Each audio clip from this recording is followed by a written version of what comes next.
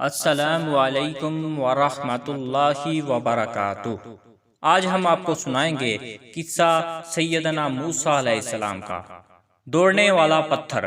یہ ایک ہاتھ لمبا ایک ہاتھ چوڑا چوکور پتھر تھا جو ہمیشہ حضرت موسیٰ علیہ السلام کے جھولے میں رہتا تھا۔ اس مبارک پتھر کے ذریعے حضرت موسیٰ علیہ السلام کے دو معجزات کا ظہور ہوا جن کا تذکرہ قرآن مجید میں بھی ہوا ہے۔ پہلا معجزہ، اس پتھر کا پہلا عجیب کارنامہ جو در حقیقت حضرت موسیٰ علیہ السلام کا معجزہ تھا، وہ اس پتھر کی دانشمندانہ لمبی ڈور ہے، اور یہی معجزہ اس پتھر کے ملنے کی تاریخ ہے۔ اس کا مفصل واقعہ یہ ہے کہ بنی اسرائیل کا یہ عام دستور تھا کہ وہ بالکل ننگے بدن ہو کر مجمع عام میں غسل کیا کرتے تھے، مگر حضرت موسیٰ علیہ السلام گو کہ اسی قوم کے ایک فرد تھے اور اسی ماحول میں پلے بڑھے تھے، لیکن اللہ تعالی نے ان کو نبوت اور رسالت کی عظمتوں سے سرفراز فرمایا تھا، اس لیے آپ کی عصمت نبوت بھلا اس حیا سوز بے غیرتی کو کب گوارا کر سکتی تھی۔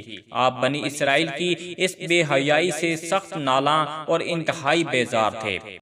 اس لیے آپ ہمیشہ یا تو تنہائی میں یا تہبند باندھ کر غسل فرمایا کرتے تھے۔ بنی اسرائیل نے جب یہ دیکھا کہ آپ کبھی بھی ننگے ہو کر غسل نہیں فرماتے تو ظالموں نے آپ پر بہتان لگا دیا کہ آپ کے بدن کے اندرونی حصہ میں یا تو برس کا سفید داغ یا کوئی ایسا عیب ضرور ہے کہ جس کو چھپانے کے لیے یہ کبھی برہنہ نہیں ہوتے، اور ظالموں نے اس تہمت کا اس قدر اعلان اور چرچا کیا کہ ہر کوچہ و بازار میں اس کا پروپیگنڈا پھیل گیا۔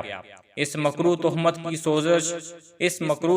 کی سوزش کا حضرت موسیٰ علیہ السلام کے قلب نازک پر بڑا صدمہ اور رنج گزرا، اور آپ بڑی کوفت اور اذیت میں پڑ گئے۔ تو اللہ تعالیٰ اپنے مقدس کلیم کے رنج و غم کو بھلا کب گوارا فرماتا، اور اپنی ایک برگزیدہ رسول پر ایک عیب کی تہمت بھلا خالق عالم کو کب اور کیوں کر اور کس طرح پسند ہو سکتی تھی۔ ارحم الراحمین نے آپ کی برات اور بے عیبی ظاہر کر دینے کا ایک ایسا ذریعہ پیدا فرمایا کہ دم زدن میں بنی اسرائیل کے پروپیگنڈوں اور ان کے شکوک و شبہات کے بادل چھٹ گئے، اور آپ کی برات اور بے عیبی کا سورج آفتاب عالمتاب سے زیادہ روشن و آشکار ہو گیا۔ اور وہ یوں ہوا کہ ایک دن آپ پہاڑوں کے دامنوں میں چھپے ہوئے ایک چشمہ پر غسل کے لیے تشریف لے گئے، اور یہ دیکھ کر یہاں دور دور تک کہ کسی انسان کا نام و نشان نہیں ہے، آپ اپنے تمام کپڑوں کو ایک پتھر پر رکھ کر اور بالکل برہنہ بدن ہو کر غسل فرمانے لگے۔ غسل کے بعد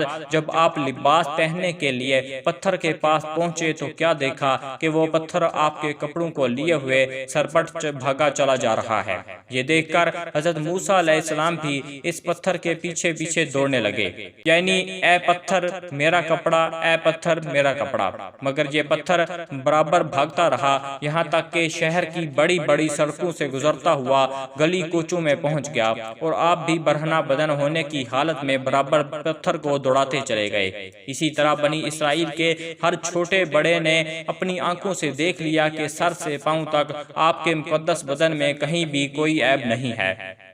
بلکہ آپ کے جسم اقدس کا ہر حصہ حسن و جمال میں اس قدر نقطہ کمال کو پہنچا ہوا ہے کہ عام انسانوں میں اس کی مثال تقریباً محال ہے۔ چنانچہ بنی اسرائیل کے ہر فرد کی زبان پر یہی جملہ تھا، ترجمہ یعنی خدا کی قسم موسیٰ بالکل ہی بے عیب ہیں۔